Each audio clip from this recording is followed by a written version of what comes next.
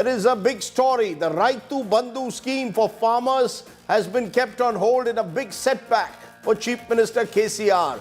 Question is the Election Commission that has stepped in really playing the role of a neutral umpire? We'll ask that question. Also, we'll have all the latest updates on that tunnel collapse. Is it time for a safety audit across all tunnel constructions in this country? But first, as always, it's time for the 9 headlines at 9. Rescue operation making inch by inch headway in Uttarkashi. The auger machine is removed. The process of manual drilling finally begun to save the 41 trapped workers. Election Commission orders the Telangana government to stop the Raitu Bandhu disbursements to farmers till the elections are over. BRS accuses the Congress of trying to stop the scheme because they say it's scared of an election defeat. Battle for Telangana enters its top gear after KCR promises an IT park for minorities. Prime Minister Modi accuses the Telangana Chief Minister of appeasement politics. Political dogfight over Prime Minister's Tejas jet sortie. A TMC MP makes a remark that could embarrass the party, claims bad luck for Tejas jet because Mr. Modi flew it, it will crash. Slamming TMC, BJP asserts that the statement is completely unacceptable. Naveen Patnaik's former private secretary and ex-IAS officer V.K. Pandian joins the Biju Janata Dal, likely to get the number 2 position in the party. Tamil Nadu Chief Minister M.K. Stalin unveils a statue of former Prime Minister V.P. Singh in Chennai. Samajwadi Party leader Akhilesh Yadav attends the event. The gesture comes at a time when the opposition parties are making caste census a poll plank. Mumbai Indians buys Hardik Pandya in an all-cash transaction. Shubman Gill will lead Gujarat Titans this season in the IPL. As China grapples with a surge in respiratory illnesses, the Chinese Health Ministry urges authorities to increase the number of fever clinics, citing a report on undiagnosed pneumonia in children. And Elon Musk is in Israel, visits the town that witnessed some of the worst violence during the October 7th Hamas attack. Co-presented by Aapka Joy, Bharat Ka Joy, Joy E-Bike. Co-presented by Nexa, Create Inspire. Co-powered by Parul University, Vadodara, Gujarat.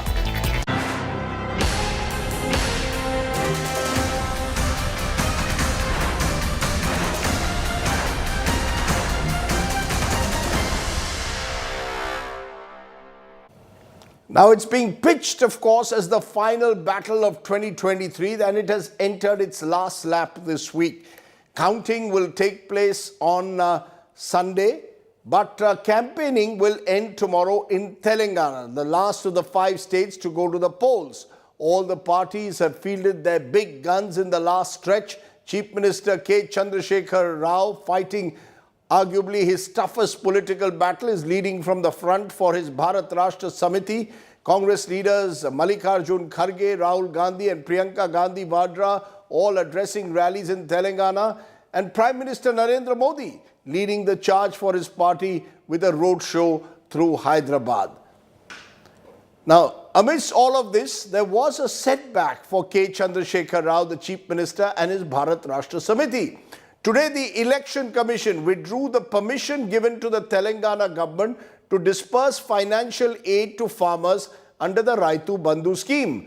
The decision comes after a State Minister Harish Rao made a public announcement claiming that people would get cash benefits up to 5,000 rupees on the 29th of this month, a day before Telangana goes to the polls. The EC has taken a dim view of that announcement and said that the Raitu Bandhu scheme disbursements cannot take place till the elections are over. The TRS is upset, claiming that the Congress and the BJP are conspiring against the farmers of the state. We're going to look at the Election Commission and the role of money power in a moment. But first, take a look at tonight's top story.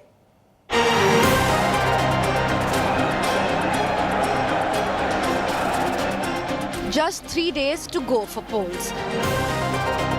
Massive setback for Telangana Chief Minister K. Chandrasekhar Rao. The Election Commission has withdrawn permission given to the KCR government to disburse financial aid to farmers for Rabi crop under Raithu Bandhu scheme. The EC took the decision after the State Finance Minister allegedly violated provisions of Model Code by making a public announcement about it. The permission was revoked on Monday after Minister T. Harish Rao's public statements regarding the release of funds. Election commission కేలి రైతు బంధు పైసలు వేసుకోవచ్చు అని permission వచ్చింది. ఇవాళ ఆదివారం, రేపేమో సోమవారం. కానీ రేపు సోమవారం ఏముందంటే కార్తీక పౌర్ణమి. రేపు కూడా సెలవే ఉన్నది, కార్తీక పౌర్ణమి. ఇవాళ ఆదివారం, రేపు కార్తీక పౌర్ణమి. ఎల్లుండి మంగళవారం పొద్దున్నే మీరు ఛాయ్ తాగుతారో లేదో మీ ఫోన్లో టింగ్ టింగ్ టింగ్ టింగ్ నమోగుతుంది. KCR has blamed the Congress for the Election Commission's decision. మొదలు మళ్ళీ పోయిండు, దరఖాస్తు పెట్టిండు, రైతు బంధు ఆపిండు. ఏయనని చెప్పి నేను చెప్పిన అధికారులకు బంధు పెట్టిండు. ఒక్కరోజు ఏమని వాళ్ళు పర్మిషన్ ఇచ్చింది ఎవరు? Election commission. మళ్ళా కాంగ్రెస్ వైస్ ప్రెసిడెంట్ నిరంజనుడు మళ్ళా మొన్నటి దరఖాస్తు ఇచ్చాడు. రేపు రాబోయే పైసలు మళ్ళా కాంగ్రెస్ ఆపింది. నేను ఒక మాట చెప్తా ఉన్నా, కాంగ్రెస్లో కూడా రైతు బంధు తీసుకున్న నాయకులు ఉన్నారు, కార్యకర్తలు ఉన్నారు. మరి మీకేమైనా సిగ్గుమానం ఉందా అని అడుగుతా ఉన్నా నేను. The BRS has moved the EC to get the restriction on Raithu Bandhu lifted. Today, Telangana farmers have realized that Congress party has been time and again complaining to Election Commission of India for an ongoing program in which in last 10 seasons we have disbursed about 72,000 crores to 65 lakh farmers across Telangana. Congress cadres burned the effigy of Chief Minister KCR and Minister Harish Rao for making a statement on Raithu Bandhu scheme. Further, Congress accused KCR and Prime Minister Modi of being hand in glove while the BJP dismissed the charge. This is not the time to release any money. Whatever the decision had been given itself was wrong. I don't know on what instance they gave that permission, but now it is wrong on that issue. Bharatiya Janata party तो जो ongoing schemes कभी हम उसको रोकने के लिए नहीं बोले. ये कांग्रेस पार्टी ने कंप्लेंट किया है क्योंकि टीआरएस के पास రైతు బంధు देने के पैसे भी नहीं है. खाली ड्रामा करने के लिए दोनों मिलके किसानों को नुकसान करने के लिए प्रयास कर रहे. The Telangana election is being billed as a battle of guarantees. Ruling BRS and principal opposition Congress are banking on freebies to win elections. Raithu Bandhu is one of the BRS government's most popular schemes. Bureau Report, India Today.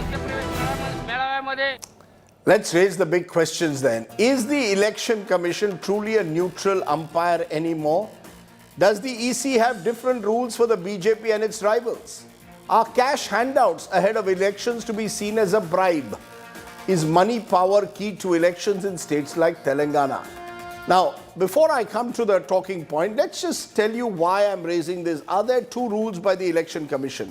On October 9th, the Model Code of Conduct came into force. Elections were announced.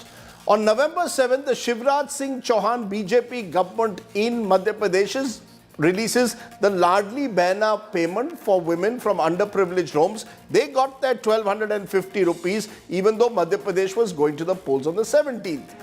On 15th of November, the Prime Minister released the 15th installment of the Kisan Samman Nidhi nationwide. Remember, 6,000 rupees is dispersed under 3 tranches. On November 27th, the Election Commission bars the KCR government from making Raithu Bandhu payments even though they had cleared this just 2 days ago. Take a look at more examples potentially of double standards. A complaint that was filed by the Congress is rejected, but a charge that Prime Minister Modi called Rahul Gandhi Murkho ka Sardar. Action by the EC not taken. Complaint filed by the BJP. Charge Rahul Gandhi called Prime Minister Modi a panauti and a pickpocket. Action taken by EC, a notice to Rahul Gandhi. These are just some of the examples. Joining me now, Anil Anthony is BJP's young spokesperson. Ajoy Kumar is Congress's former MP and spokesperson. Krishank Mane is BRS leader. Jaiprakash Narayan is founder of Lok Satta movement, and they've tried to bring some transparency in Indian politics. I'll come to Jaiprakash later, but I want to get reactions from the politicians, starting with Krishank Mane of the BRS. Krishank Mane, the charge which is being made, and which is why the EC has stopped the Raitu Bandhu scheme, is your state, Telangana, goes to the polls on the 30th. Harish Rao, finance minister, announces on 29 people will all get 5,000 rupees in their accounts under Raitu Bandhu scheme. This is being seen as an attempt to bribe the voters. This is not as if there is a particular date on which this money has to be given. It's given with the Rabi crop and the Kharif crop. So why did you choose one day before the elections? Election Commission says this is a bribe to voters. Rajdeep, number one, it is Raitu Bandhu is a brainchild of Chief Minister KCR, which is the first initiative in this country. And should we stop talking about it in election campaigns? Because we have initiated it and it's a successful program. So we definitely spoke about it, number one. Number two, why did this entire issue come up with the Election Commission when it was an ongoing scheme? October 26th, it was the former PCC president, Uttam Kumar Reddy, who knocked the doors of the Election Commission, asking them to stop. This whole issue went to the Election Commission. Now, when did the Election Commission take a decision? They cleared it off just a couple of days ago. And now when it was about to be dispersed, now they have stopped it again. No, they're saying you can't disperse it one day before the election. It's the timing. They're not saying don't give the money. It's an ongoing scheme, yes, but you can't give it one day before polling takes place. That's seen as a bribe. Rajdeep, number one, who dragged it till here? It was the Election Commission just few days ago, just 2-3 days ago has cleared it. It was again the Congress Vice President today, Mr. Niranjan, who wrote to the election to stop this. Our point is, why does rule of law apply only to us and not to the government of India, the Bharatiya Janata Party? You've already mentioned Kisan Samman Nidhi. They called it, you Google out all the statements, they called it a Diwali gift. They called it a Diwali gift and Modi ji spoke about it in Rajasthan speeches, Rajdeep. Modi ji did mention about Kisan Samman Nidhi, but there was no blockade. But here, when it comes to government of Telangana, which is definitely, because see, you cannot stop agriculture just because there are polls. You see, currently it is important because the crop season has come. The farmers have to, begin the agriculture. And now at this juncture, if Congress leaders think, I mean, why are you afraid of Raitu Bandhu disbursement? Okay, I've taken your point, Krishank. You're saying two rules, one for the Pradhan Mantri Kisan Samman Yojana where the disbursements are taking place, another rule for Raitu Bandhu where you are making disbursements to farmers. You're claiming Congress is the one which has gone and complained to the Election Commission. Therefore, Ajoy Kumar responds, 65 lakh farmers have been the beneficiaries of this scheme. The Rabi crop is about to be cultivated. Why deny the farmers their 5,000 rupees of an ongoing scheme? It's not a new scheme, it's an ongoing scheme. So first of all, I need to disabuse my colleague from BRS. You see, the Election Commission has quoted the model code of conduct because the minister went and announced ping, ping, ping, ping on your phone. The issues, you see, they're again mixing up the issues. It's not the Congress anyone, as the Election Commission has clearly said in the order. So unfortunately, nobody seems to be reading. No, but the Election Commission cleared the same disbursements 2 days ago. What suddenly changed? Well, why don't, so Rajdeep, could you just listen, request you to listen. That's what I'm trying to tell you. They gave permission. And then the minister, Mr. Harish Rao, goes and says, ping, ping, ping, ping, ping will come in. So it is, if you read the Election Commission order, it is the violation of model code of conduct. The second issue is that the Congress has said, and look at the fake concern for the farmers. They did it in 2018. Before election, they wanted to do it 2023 before election. The ongoing scheme is for the farmers, is for the Rabi season. It could have been dispersed in October when we met, Uttam Reddy ji and everybody met. We said disperse the money before the 10th of November. They didn't want to do it. We were okay with, our question was why not in October? When does the Rabi start wheat procurement? Sir, I'll just complete. The important part is We have a government in Chhattisgarh and Rajasthan. We couldn't have done. Should we have done it? Whether it is ongoing scheme, as far as the election goes, you dispersed it before. Why didn't the farm? You're saying they should have dispersed it before the model code of conduct came into force. Am I correct? They should have given it to the farm. No, they're anti. They don't care about farmers. They did it in 2018. Let me complete, sir. They only are concerned about, and look at the arrogance. Ping in your phone, 5,000 rupees. That's what they said in a rally. So that is where the election commission said enough is enough. It is not us. Please read the order. Yeah, I'm going to, okay, you made your point, but the fact is across every Indian state, every leader is making cash announcements. I'll come back to that with Jaiprakash Narayan. But before that, Anil Antony, to get you in. You see, the BJP has its Pradhan Mantri Kisan Samman Yojana ongoing scheme. Disbursements taking place there. Ladli Behna, a scheme in Madhya Pradesh, which has also gone to the polls on 7th of November. Women in the state got 1,250 rupees, ongoing scheme. But the election commission has chosen to intervene with Raitu Bandhu because the finance minister made an announcement that the cash will come into hand.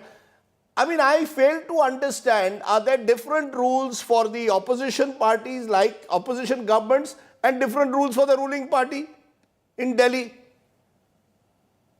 Thank you, Rajdeep, and I would say absolutely not. There are multiple aspects here. First of all, now it has become very fashionable for any of our opposition parties to blame the Bharatiya Janata Party for anything that is not going their own way. Like today, the election commission, it is the election commission's decision to stop the payments because the finance minister of Telangana clearly broke the model code of conduct. The scheme is ongoing for a while, and election commission had given them permission to proceed with the scheme as long as the condition was it was not publicized, and clearly he broke it. Earlier, the Congress party was accusing the Bharatiya Janata Party of colluding with the BRS. Why? They were saying that the cases that are filed against the BRS leaders is not going fast. So these are all independent organizations, whether it is the Election Commission or any of these organizations, these are all independent organizations, and Bharatiya Janata Party has now created an environment where all these organizations can work without any prejudices and pressures from outside. No, but the fact, Anil Antony, is that the Madhya Pradesh Chief Minister is happily publicizing Ladli Behna right through his campaign. At that stage, the EC should have said, no, you put a stop to it. This is an ongoing scheme which involves cash handouts before the election. You can't publicize it. Same rule should apply. Again, let me tell you about that also. So first of all, unlike, again, when compared to our political opponents, we have the Bharatiya Janata Party has a very clear policy of governance, where our first priority is to create growth, where, as you are all aware, for the last 9.5 years, we are seeing unprecedented growth. Along with that, we are creating capacity, where we are empowering our citizens by creating schemes, where we are creating houses, Pradhan Mantri Housing Yojana. It's hard capacity. And then to ensure that there is inclusive growth, we have been giving welfare schemes also. So, what is the difference between Raitu Bandhu publicizing and Ladli Behna publicizing? The Prime Minister announced that scheme, which is an ongoing scheme for the last many years, for the next 5 years, and this is for the whole country. This is not for any specific election. No, I am talking about Ladli Behna specifically. I am giving you an example. November 7, 10 days before Madhya Pradesh is to go to polls, women got 1,250 rupees, and it was seen by the BJP as a major talking point. Now, if that is allowed in Madhya Pradesh, why not in Telangana? I will tell you, here in Telangana, the elections are on the 30th. 28th is the last day of campaign. One day before, when already Election Commission had allowed them to proceed with this particular scheme with the condition that they shouldn't be doing this. When you do it one day before, it is something which, it is a condition they have made with the Election Commission that they are breaking. Okay, I take your point, and therefore, Krishan Mane, before I go to Jaiprakash Narayan, respond to that. You have violated the rules according to the Election Commission. The rule violation is campaigning is ending on the 28th. Elections are on the 30th. What does your finance minister say? 29th, to use the words of Ajoy Kumar, ping. On my mobile phone, I will get 5,000 rupees. You're essentially bribing the voters. Rajdeep, number one, that is why I mentioned the date. Uttam Kumar Reddy ji went on the October 26th. When did the election? Because see, after Uttam Kumar Reddy's complaint, the decision was hold near the election commission. When did they clear Rajdeep? 24th November. We haven't chosen the date. How are you saying, or how are the BJP and Congress saying that we are doing it 1 day or 2 days before the polls when it is actually the election commission which has cleared it on the 24th? And after that, we have the Saturday and Sunday, officials working. This would be a problem. And there is the Kartika Purnami, which is a festival here down south also. So after this, Harish Rao ji, as a responsible, because it is the farmers, it is again concerned to distress. Congress is not bothered about it. We've just given a bharosa that you will get your Raitu Bandhu. We haven't asked them. His speech doesn't say that you are getting Raitu Bandhu. You vote us. You vote to the car symbol. You vote to KCR. No, Okay. We haven't said this. Ajay, you want to respond quickly to Krishan? So I'll just take it 2 seconds. I don't know. Krishanji is seeing which video of Harish Rao. Harish Rao said that on 29th you'll get 5,000 rupees on your phone at which you ran the program. The other issue is one second. So you can see it on India Today again. The other issue is, which is fundamental, is that the Rabi, they did it in 2018. Can they deny it? They did it. Sir, we do it twice in the year, sir. We do it regularly. No, sir. Let me correct you now. Before anyone did it in India, we've been doing it regularly. Sir, can you let me teach us about our scheme, sir? Don't teach us about our scheme. We very well know about our scheme. I have been told to speak. You will have to listen. Otherwise, you speak. So he told me to speak. So let me tell you. 2019, you gave it in December. 2021, you gave it in January. 2022, you gave it in December. You give it only on 2018 during elections. And you wanted to do the same fraud on the farmers. No, one second. Krishnaji, you'll have to let me complete, sir. I didn't interrupt when you were speaking. So my question to you is, larger question, Rajdeep, is whether it is an ongoing scheme. The silent period, if you want democracy to be totally subverted and destroyed, it applies to us, it applies to them. Ongoing scheme, it's only, the election is only to the 15 days period. 20 days period with your nomination. Okay, I've heard both sides. Let me bring in Jaiprakash Narayan. Lok Satta has often spoken about transparency, need for accountability, need to ensure that our elections are devoid of money power. There's a sense that these state elections, this whole so-called freebie culture has meant that every party is announcing cash handouts. And what seems to have happened is that these cash handouts seem to have different rules for different parties.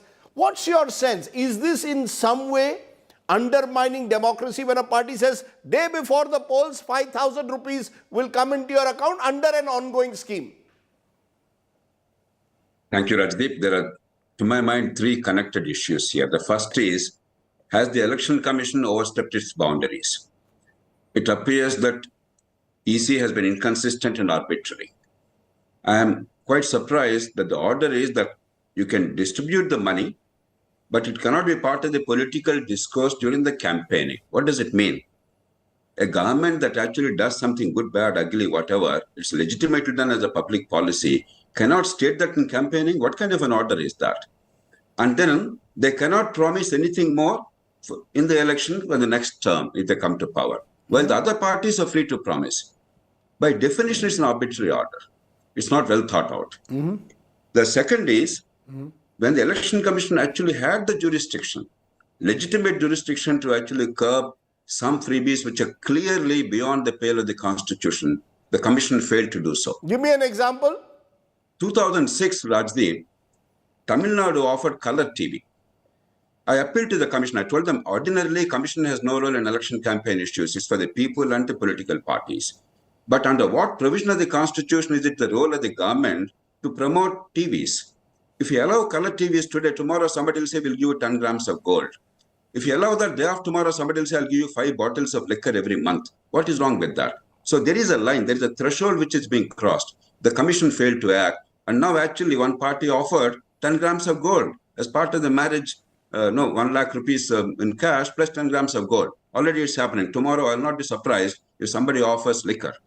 But the final question, the bigger question is, where will it stop? Apart from elections. Elections is only one thing. I don't think elections, it makes serious difference. People see through all this. But where will it stop? Certainly, we have to have welfare in a poor country. You cannot say you will ignore the pain of poverty in the short term. But if that's all the government does, that's all the government publicizes, we are in serious danger. Article 293 imposes the burden on the union. The Constituent Assembly clearly debated this repeatedly. Ambedkar and Munshi and others said the credit to the Union of India and the financial stability, they have to be managed federally. Under Article 293, the union government has the responsibility to ensure that certain conditions are imposed for the debt. Now, what we should do is, whatever you want to do, the states are free to do. After all, you are elected by the people. But you cannot borrow money to give short-term welfare measures. Borrowed money has to be for investment. There has to be some basic rule. The Constitution provides for that. So I think beyond the election, irrespective of who wins, we have to now look at that. Otherwise, Telangana, right now, in the last 5 years, has been giving out 50,000 crores plus annually in terms of short-term welfare measures. What is offered by one of the parties, in addition to 50,000 crores, is about 80,000 crores per year. Simply unsustainable. On top of it, an old pension system, unviable pension system, going back from the national pension system, which is funded, going back to the unfunded pension system that will destroy the states. Now, you cannot have it in perpetuity. You have to take them out of election campaign, and the union government has to play its rightful role under Article 293 of the Constitution, and the government has been failing in doing that. We'll come to those specific figures, because in every state today, there is a crisis financially, Krishang Mane. And that financial crisis is being sparked off by what many see as freebies. Some may be genuine welfare measures. But when I offer free mobile phones to women, for example, as is the offer in Rajasthan, or when you are offering monies, cash handouts for those during marriage under Shadi Mubarak, then there will be questions. Are these welfare measures, or is this an attempt to bribe the voters? That's the other question, the larger question. It's not just to do with what the EC has done. It's to do with the manner in which governments, including yours in Telangana, are being accused of effectively using financial resources to bribe the voters. Not for welfare benefits, but essentially a bribe. Rajdeep, I don't think any of our scheme is actually for luxury or for the privileged. If, for instance, you say about the 1,01,016 rupees which we are giving, it has curbed the women trafficking here with the scheme Shadi Mubarak. Otherwise, earlier, before 2014, Hyderabad was known for Dubai sheikhs coming and marrying young women, young children here and taking them to the Dubai. But we have curbed it with the scheme like Shadi Mubarak. If we have started a Dalit Bandhu, those Dalits who are getting benefited out of this scheme, they put up a business. They are actually contributing to the economic growth, economic engine of the state. If we are giving the sheep, we are giving the buffaloes, that community is actually they are gaining, because it's giving them 10,000 to 12,000 per sheep. If we are actually putting those fish seedlings in the lake or in the rivers, that is giving development, economic development to the Mudraj community. So these are not just freebies. We have not announced by the Congress scooties, free scooties. I'll tell you one thing, Rajdeep. I've seen numerous national parties in UP, in Madhya Pradesh, in Rajasthan. Today in Telangana also they've entered by announcing scooties. But has any of the state government actually delivered? Just for the mere announcement. Even BJP has done that, even Congress has done that. I don't think any of our scheme is actually... So you're trying to make a distinction between what you're calling our welfare measures and what others will call freebies. Anil Antony, the Prime Minister says this is Revdi culture. But this Revdi culture seems to be also in the BJP is also announcing free scooties. So when the BJP announces free schemes, it's not Revdi. But when the opposition announces it, it becomes Revdi. How is it that when the BJP announces in all the states various cash handout schemes, it is seen as welfareism? Moment opposition announces it, and in some instances ahead of you, you say it's Revdi. Rajdeep, thank you. The Bharatiya Janata Party was never against welfareism, but we have always stood for sustainable and progressive growth. You look at what the Bharatiya Janata Party has been doing in the last 9.5 years. Again, like I already mentioned earlier, welfare in a country like India with our demographics, we do need welfare schemes, and that is a very important strand of our form of governance.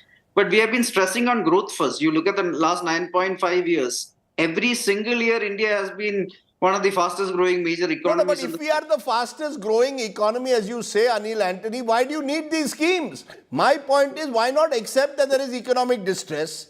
No, and ensure rather it's than not saying about all, distress. you see, the point is you're saying that we are the fastest Growth growing, is but not- you're going to elections and appealing to elections on freebies. So let me clarify. So one, we are growing, but at the same time, to ensure that there is inclusive growth and to ensure that everybody are a part of that growth, we have been empowering our citizens who sometimes are not growing the same way. No, how everybody is a else scooty? growing. How is a scooty inclusive? So again, before we go to the scooties, let me tell some of the other things we have been doing. Where under the PM Housing Yojana, 4 crore houses. In the tap water scheme, 40 crore beneficiaries. You have gas connections. You have a digital public infrastructure. You have like all these. This is building hard capacity where it's not a one-time thing. This is something that once you give to a beneficiary, it is something which that person.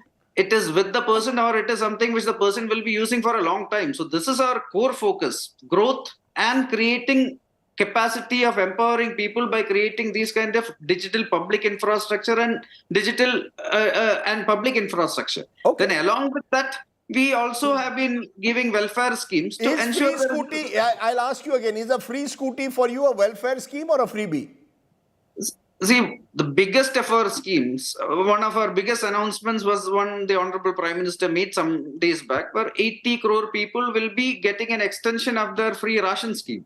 And I'm very sure that we all, like even members of the opposition were applauding that, because we understand in a country like India, like we have to ensure that there should be equitable growth, where like everybody don't grow the same way. No, there's But an acknowledgement that there is economic distress at the bottom of the pyramid. No, I it's not don't think distress. anyone It will is object largely giving where- free ration to the poor, Two different provided... things. It is not distress. Okay, it's not distress, then what is it?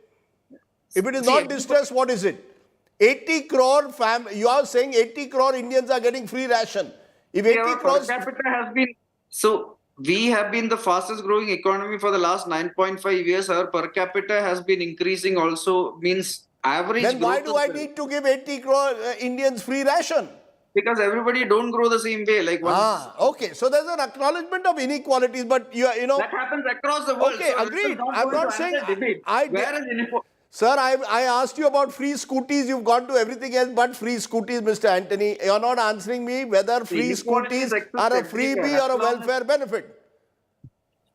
See, inequalities, Rajdeep, exist across the world. There is nowhere in the world inequality is not there. But as long as there is overall growth, where people are growing and people are getting certain benefits, where their overall lifestyle is improving, their overall quality of life is improving, where people are getting avenues of social and economic mobility. That has been happening in this country consistently for the last 9.5 years. You This did is why not I answer think- my question about the free scooty. Is a free scooty a freebie or not? Yes or no? See, I don't know where this free scooty is coming from. So please elaborate. Because in different announcements have been made by your leaders as well. I come to Ajoy Kumar, therefore. Ajoy Kumar, look at what's happening with Raitu Bandhu. You are saying you will raise Raitu Bandhu to 15,000. Now it is 10,000 in 2 installments of 5,000. What is Congress saying? We'll make it 15,000. We'll give loan waivers. This is competition. Today, because EC has stepped in, you are targeting the BRS. How are you different? You're only going to do it if you win the elections. All of you are trying to bribe the voters. That's the reality. So let me disabuse you of certain misbeliefs, even Mr. Jayaprakash Narayan on some issues. That 10 lakh crores of loans, 10 lakh crores in the past 10 lakh crores in the past 9 years of corporates have been waived off. Nobody seems to have a TV debate on those issues. 1.5 lakh crores of tax was foregone. So the question again is, whether you look at 10 lakh crores, my friend, and I have a different view, like Karnataka free bus ride. 100 crore trips were taken by women.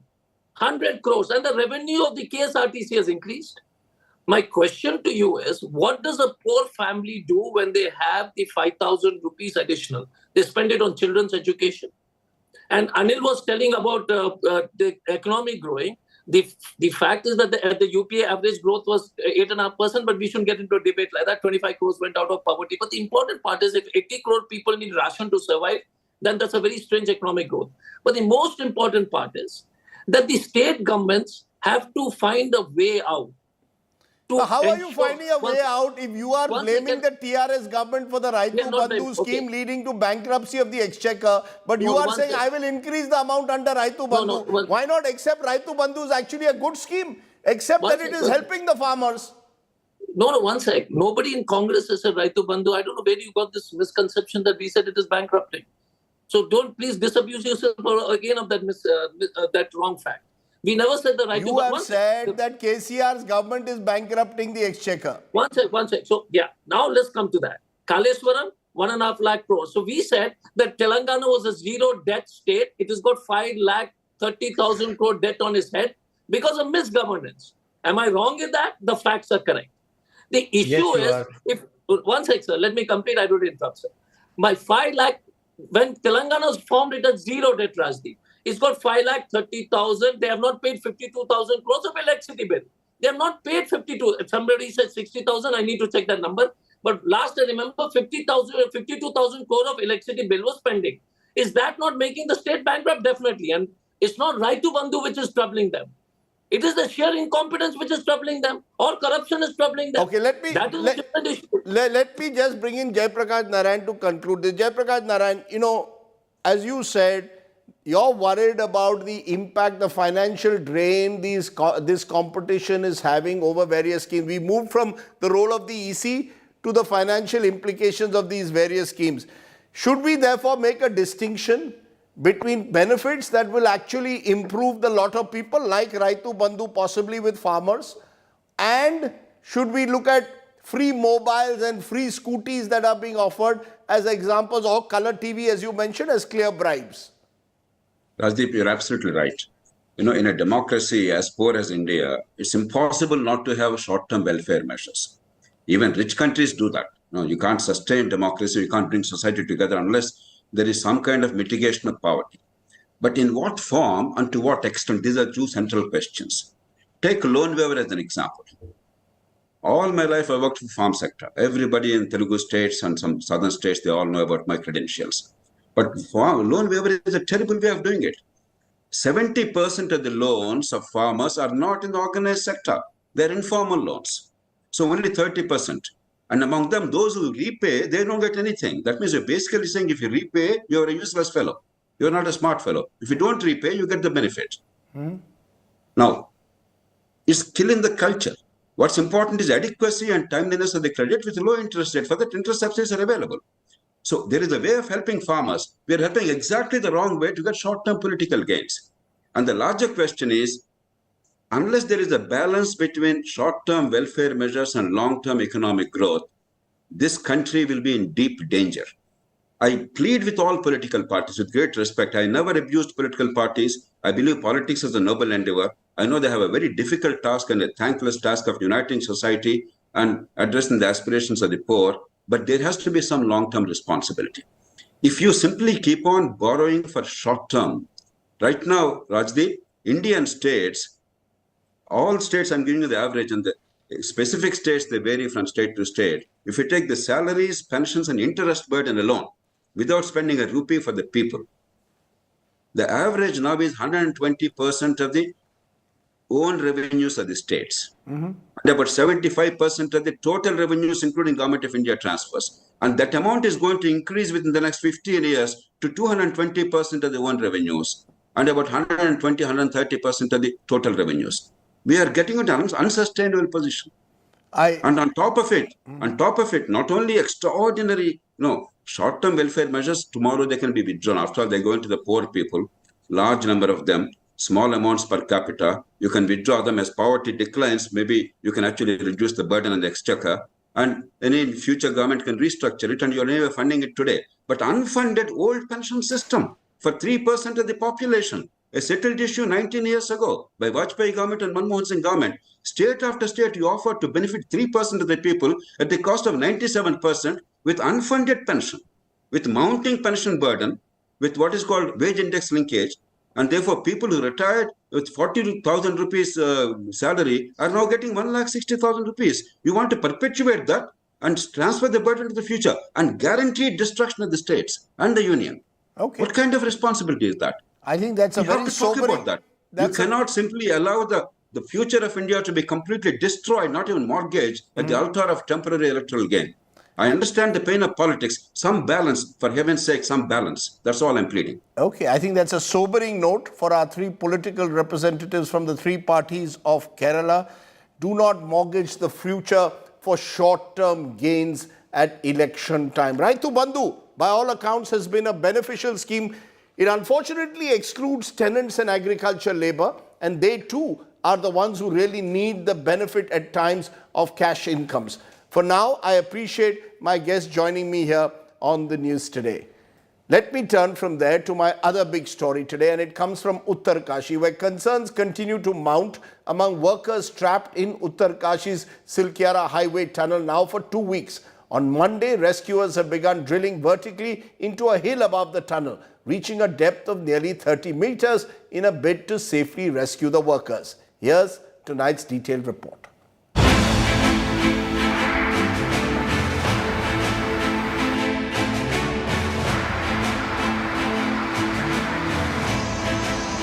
A race against time and massive rocks to extricate 41 trapped tunnel workers stuck inside the Silkyara tunnel. Rescue workers have now started vertical drilling from the top of the tunnel, trying to go past 86 meters to reach the area where the workers are trapped and ready the escape passage. If successful, the 1.2 meter diameter pipes will be used to hoist the workers up. But the entire exercise may take another 3 days at least. We've still got 1,000 kilometres to go. Whether you measure it as 10 metres or whether you measure it as 30 or 40 metres, for us it's 1,000 kilometres. So we're making progress. The horizontal drilling from the Silkyara side was stalled after the blades of the auger machine got stuck in debris. Efforts are now on for manual drilling using rat miners. The miners will have to dig another 10 meters before reaching the trapped workers. एक बार में कितना मलबा तकरीबन आप उसमें रख पाएंगे, कोई आइडिया है अभी? एक तसले में 6-7 किलो बनेगा, और कितना बनेगा? 6-7 किलो। तो इसमें कई घंटों का काम है, ये देख रहे हैं आप लोग, है ना? ड्रिलर आपने रखा हुआ है, ये किस काम में आएगा? ये मतलब कोई पत्थर अगर बड़ा सा आता है मुंह पर पाइप के, तो इससे अगर टूटता है तो इससे तोड़ा जाएगा। अच्छा, आप लोगों को क्या इसके पहले भी एक्सपीरियंस है, कहीं किया है आप लोगों ने, या पहला समय होगा जब ये काम करेंगे? नहीं, ये काम तो हम लोग काफी सालों से कर रहे हैं। इसका एक्सपीरियंस है, हम लोग कर देंगे, इतना है तजुर्बा। The Prime Minister's office is keeping a close watch on the rescue mission. The Prime Minister's Principal Secretary P.K. Mishra, Home Secretary Ajay Bhalla and Uttarakhand Chief Secretary S.S. Sandhu arrived in Silkyara Tunnel and spoke to workers via phone. Ravi, आज तो हम आए हैं, मैं आया हूँ prime minister office से, home secretary साहब भी आए हैं। सब लोग काफ़ी मेहनत कर रहे हैं। जितने जल्दी आप लोगों को निकाला जा सकता है, कोशिश सब कर रहे हैं। It is a race against weather too, as Silkyara may witness rains. The Met Department has sounded an orange alert. Rescuers are also mulling other options like horizontal drilling from the Barkot end of the tunnel. The trapped workers are meanwhile getting nutritious meals like boiled eggs, bread and sattu laddu. Doctors are also providing them with medicine and counselling. The workers also have access to a landline to speak to loved ones and have been provided with mobile phones to play video games. As on Monday at 1 p.m., there was 36 meters of the drilling, but the challenges are yet to come as there will be debris on the way and even the metal structures for being carried out this vertical operations. Against all odds, to bring some hope, the man force of 2,000 people round the clock carrying out this operation in this difficult hilly terrain to ensure safety of 41 workers in the Silkyara tunnel. In Uttarkashi, right outside Silkyara tunnel with Mridula Ashutosh Mishra for India Today.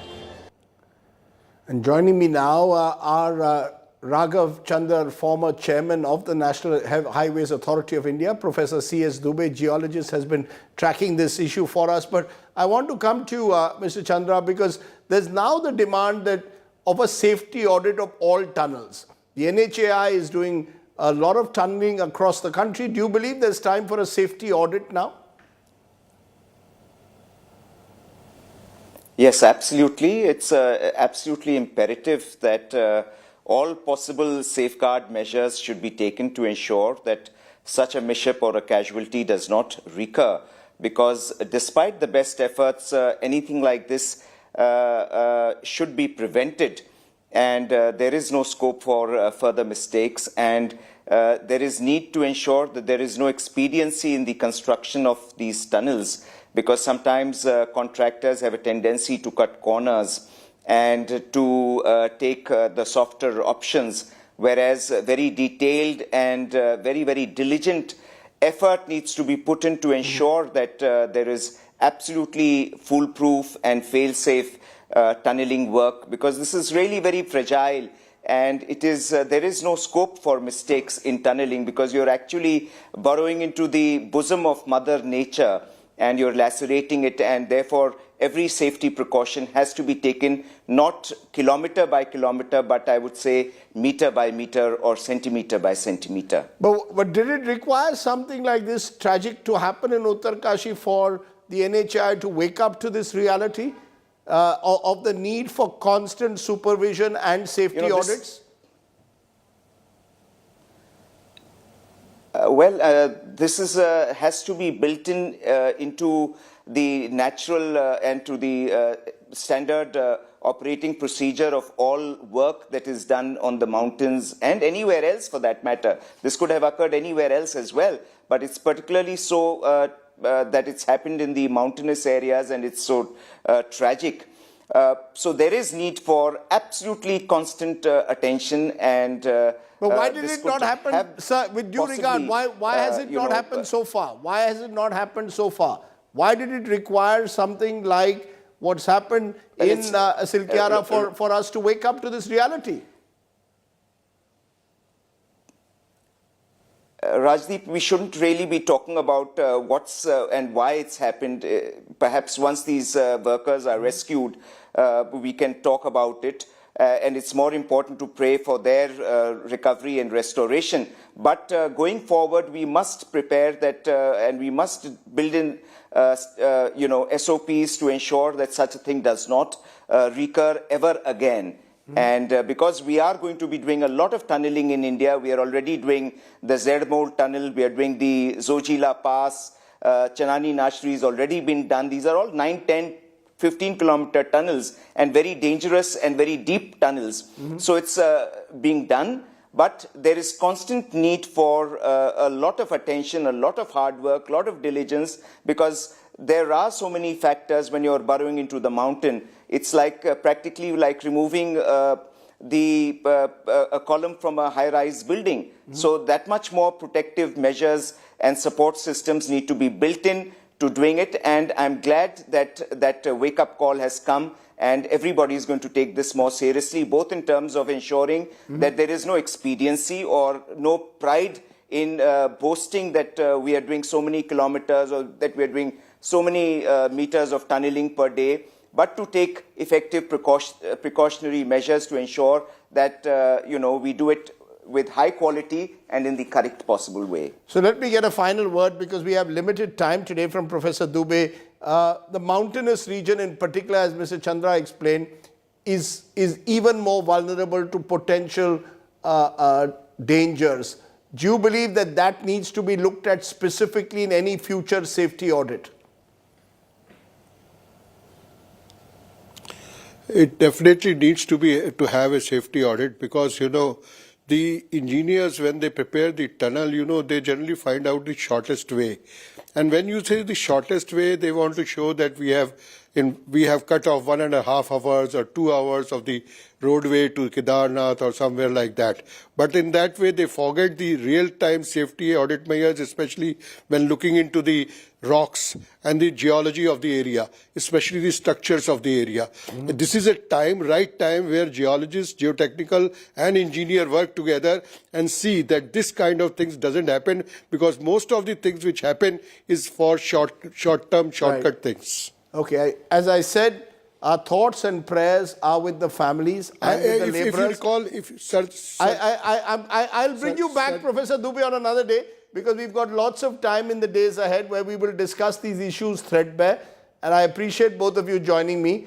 But just a reminder that the family members of the workers, their worries increase with every passing day. We spoke to the relatives of some of these workers. Take a look at this special report.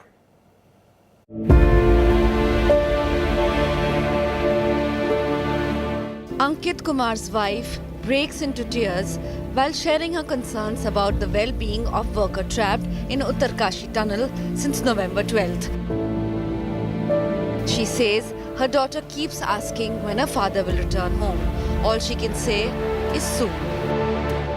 एक दिन बात हुई थी, बोल रहा था कि हम लोग सब बढ़िया है, खाना पाना मिल रहा है, आप लोग बढ़िया से रहो, खाना वाना खा ले, बस. Other than Ankit, 5 others from Motipur in UP Shravasti district are among the workers awaiting rescue. Satyadev's family says that he went to work in Uttarkashi project for better pay. He earns roughly 25,000 rupees a month. वहाँ से daily रोज शाम सुबह 2-2 घंटा 3-3 घंटा पर वहाँ से खबर आया करता है. हम लोग खबर लेते हैं, वहाँ सब मिलता है. Satyadev's son came home from his hostel after the tunnel collapsed. Speaking to Divyanshu from the tunnel, Satyadev advised him to return to school, but the son has chosen to stay back. हाँ, उस दिन phone किए थे वहीं पर, जब बताया कि कैमरा लग गया अंदर, तब फोन किए थे. कह रहे हैं सब ठीक है, यहाँ पे खाना वाना सब मिलता है, कोई दिक्कत नहीं है. The whole village is in shock. Satyadev's neighbor Ram Milan is also among the trapped workers. Sir, mummy की तबीयत खराब है.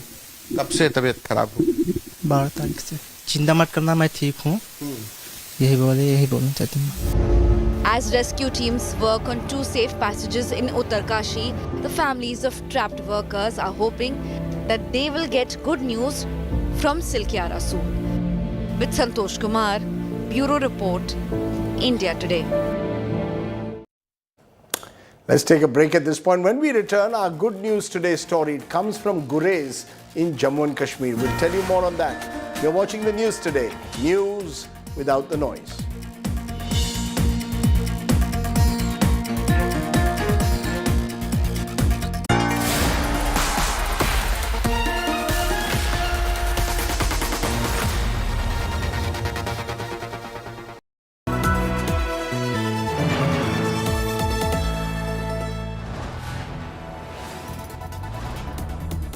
You are watching India Today, powered by Finest, Be Sustainable Change, a B&P Group company. For the last month, I've been crisscrossing the battleground states from Rajasthan to Telangana through Madhya Pradesh and Chhattisgarh. It's that reportage experience that I hope to bring to our coverage of the exit poll. Not just studio number crunching, but also the ground zero experience. The complete package on our exit poll coverage, the exact poll, only on India Today.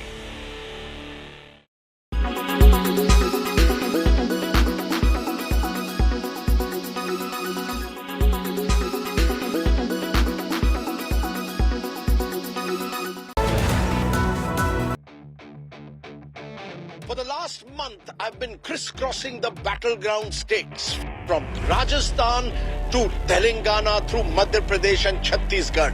It's that reportage experience that I hope to bring to our coverage of the exit poll. Not just studio number crunching, but also the ground zero experience. The complete package on our exit poll coverage, the exact poll, only on India Today.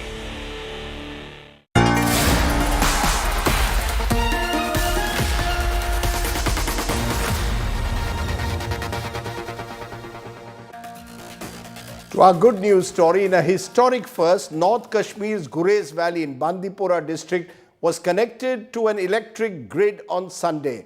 Earlier, the government here had provided electricity to the people for 4 to 5 hours through diesel generator sets. Now, Jammu and Kashmir will have electricity in these parts right round the day. Lieutenant Governor Manoj Sinha saying it was a historic day for an area that used to be cut off for several months, especially in the winter, due to the heavy snowfall. That's our Good News Today story that's coming in from Gurez. And remember, it's also Guru Purab today and Dev Deepavali. Prime Minister Modi, who's in Telangana, attended a Koti Dipotsavam at the NTR Stadium in Hyderabad. And he'd also visited a Gurdwara in Hyderabad to pay his respects on the birth anniversary of the first Sikh Guru, Guru Nanak Dev. Above all else, we want to send a message to all our Sikh friends, images from the celebrations, a wonderful religion that teaches the spirit of harmony, of charity and compassion above all else, and of course courage. We leave you with those images of Guru Purab. Thanks for watching. Dev Deepavali and Guru Purab. Bye for now.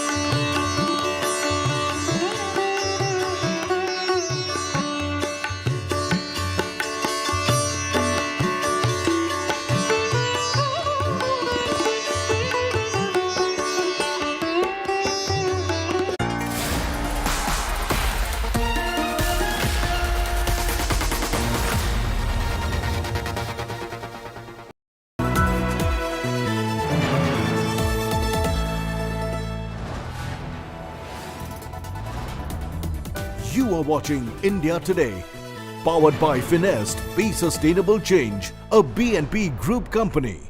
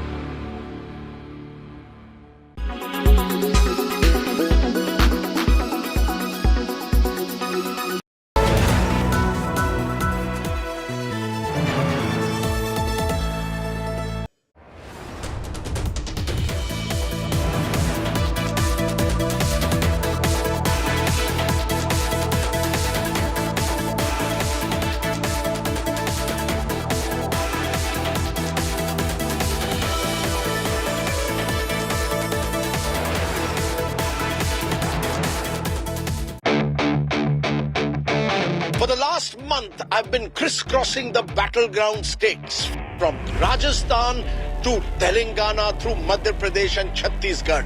It's that reportage experience that I hope to bring to our coverage of the exit poll. Not just studio number crunching, but also the ground zero experience. The complete package on our exit poll coverage, the exact poll, only on India Today.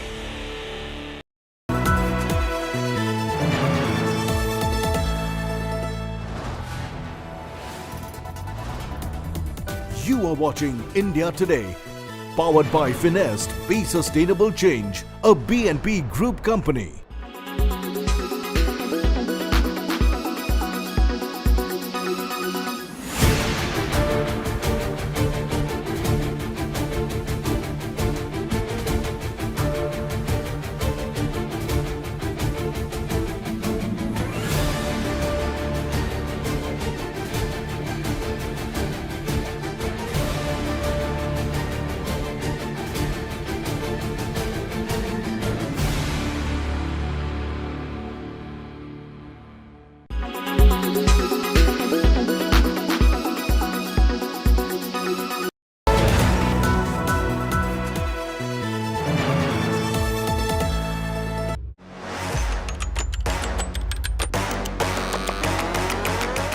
best view of an Indian election is always from the ground, and I am back on the campaign trail, gauging the mood of the voter this election season.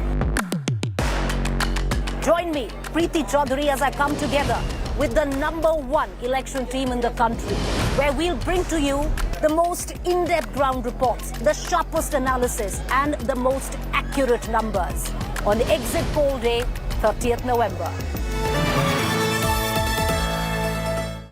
Logistics partner, DP World. Smart logistics beyond boundaries.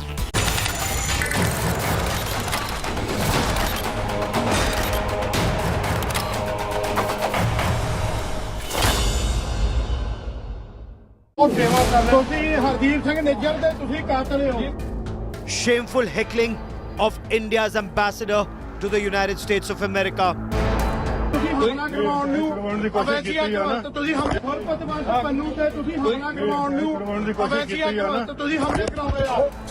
Taranji